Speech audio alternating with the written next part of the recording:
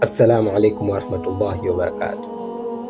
Ndugu zangu, tunaendelea kutafakari the special day au tunaendelea kutafuta maisha yetu kwa manufaa.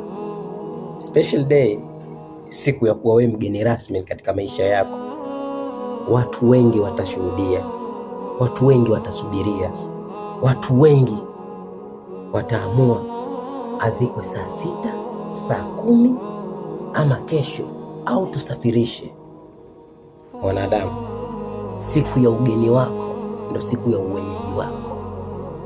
Siku hiyo adhim ya mimi na wewe special, kutembelewa na malakul mauti.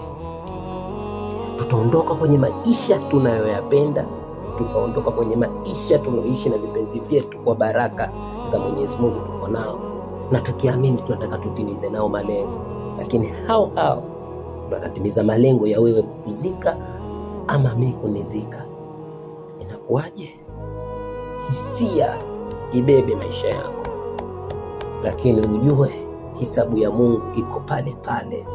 Wewe mimi ndo tumechora vifo vyetu, vimejificha kwenye macho haya. Pazia lijafunguliwa, likifunguliwa tu pazia utaona ndo kile kifo chako. Unaenda kushuhudia, naenda kushuhudia. Alam yakun tufata min mani yumna thumma kana alaqatan fakhalaq fasawwa. Mwanadamu ameumbwa kwa pande la manii lilogawanyika sawa kwa sawa, na vile vilivyoekwa na Allah subhanahu wa ta'ala, damu, nyama, mifupa, kuwa kiumbe chenye nafsi, halafu akaweka sawa kwa sawa, kike kiume.